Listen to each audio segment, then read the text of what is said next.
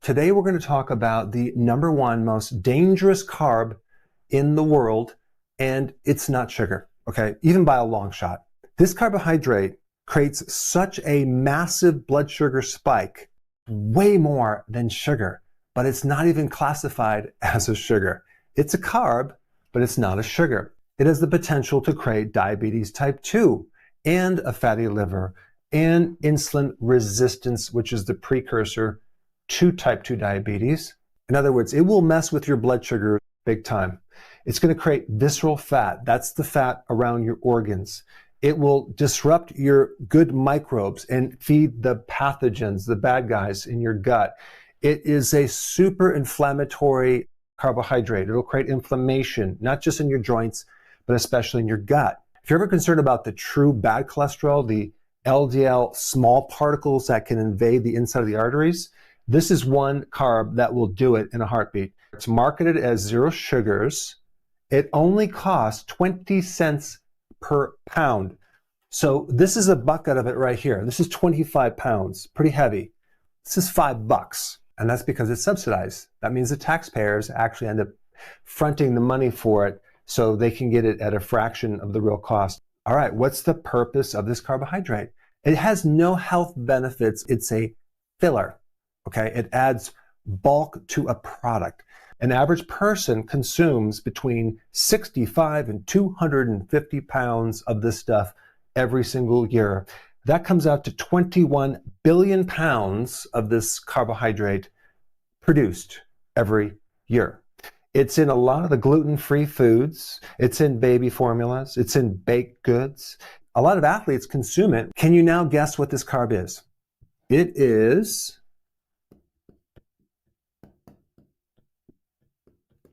a starch, but not just any old starch, not the potatoes that your grandmother served you. We're talking about industrial starch, modified food starch, cornstarch, maltodextrin. All right, what is a starch? This is a starch right here. We have sugar over here. A starch is a string of sugar molecules on a chain. But when you modify it in the lab, you strip away all the armor. You now refine it and break it down to such a level that these bonds between the sugar become very, very weak and fragile. So when you consume it, it breaks down into sugar so fast, even more than glucose. So when I talk about industrial starch, I'm not talking about these potatoes or even the starch in vegetables. I'm talking about this powder right here. This powder that has been so highly refined. And what I mean by refined, it's mechanically ground down into small particles. They add bleach, but of course, if you consume this in a spoon, it would not be very pleasurable. It's not even that sweet unless you chewed it for a while, because if you chewed it, in fact, if you even took a piece of bread in your mouth, it wouldn't be sweet unless you chewed it a little bit and you broke down the bonds to release the sugar, and then it would be sweet. I'm going to run through very quickly just the chemicals that they use in this modification. You really need to know this. One chemical they use is called sodium trimetaphosphate. This has been linked to kidney stress and vascular calcification. It may worsen bone demineralization and accelerate aging process in arteries. Here's another one, vinyl acetate. Vinyl acetate is considered a possible human carcinogen. Here's another one, sodium hypochlorite. This is bleach. Bleach is interesting because they regulate bleach in the water supplies as a carcinogen, but they don't regulate it in the food starch. Overexposure is linked to kidney stress and damage to your enamel and mucosal tissues. And then they add this other chemical. This is widely used in infant formulas and beverages. It may disrupt mitochondrial function if consumed in excess. So here's the point. All of those chemicals I just mentioned are self-regulated under something called GRAS, which is generally recognized as safe. And so the question is, how can it actually be safe if it's not even tested for long-term studies? And so you don't have to really wonder why we have chronic disease. If we look at this, okay, we have 16 grams of total carbohydrate, we have 1 gram of fiber, and we have 0 grams of sugar. What is left? we have 15 grams of a carbohydrate that is not listed on this nutritional facts. And that is why starch is invisible. You don't see it unless you read the ingredients and understand that modified food starch, modified corn starch, wheat starch are all industrial starches. It's basically extra damaged protein that clogs everything up. It's directly responsible for the complications of diabetes and also the Alzheimer's plaquing in the brain and also the fibrosis or scar tissue in your liver. But there's one more thing I need to mention without giving you a lot of big words. This is the word right here, which is a byproduct of glucose from the starch. It's called an aldehyde.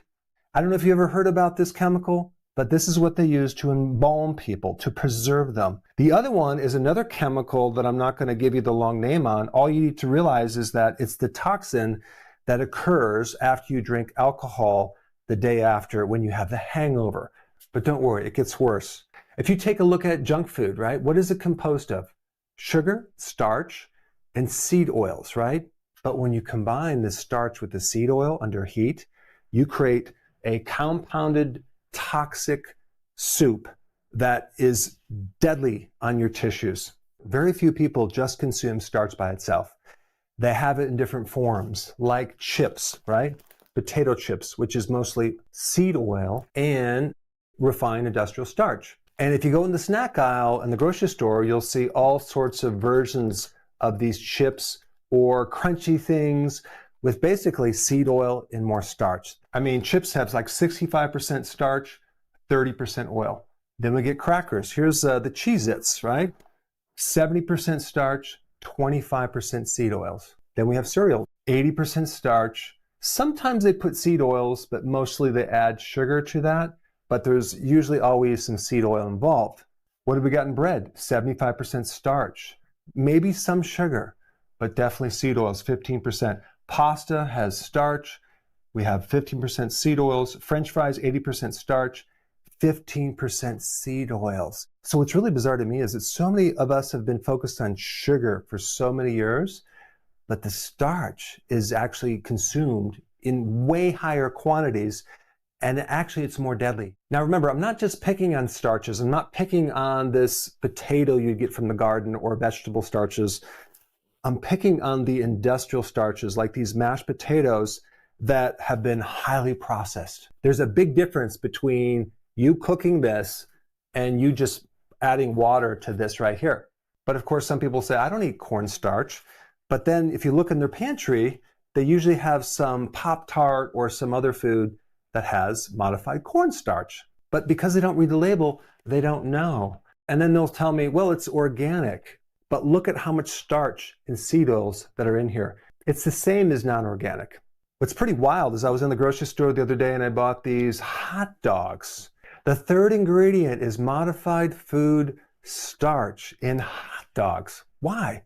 Because it's a filler to add bulk. So if we look at the definition of food, that which is eaten to sustain life, promote the growth and repair of tissues, does the ingredients in ultra-processed food calories, aka junk food, industrial starch, fit this definition? No, it does not fit the biological definition of the word food, and it shouldn't be called food, but it is because of various loopholes that is built into the legal definition of food, which is a completely different conversation. I'll do another video just on that so they can actually keep selling it and calling it food.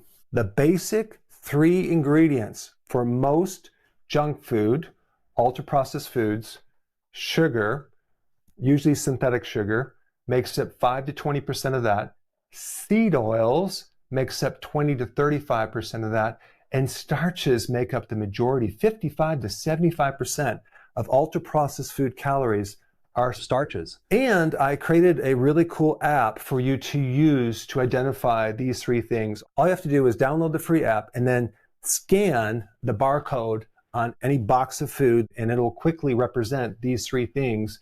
So you can visually see how much of these are in the foods in your pantry, in your refrigerator, or at the grocery store. Unfortunately, 65% of the calories young children eat are ultra-processed foods. And 55 pounds of that is just industrial starch. When you get to teenagers, it's 70% of their calories are ultra-processed foods, and that's over 106 pounds of actual industrial starch. Now, these numbers are extremely conservative.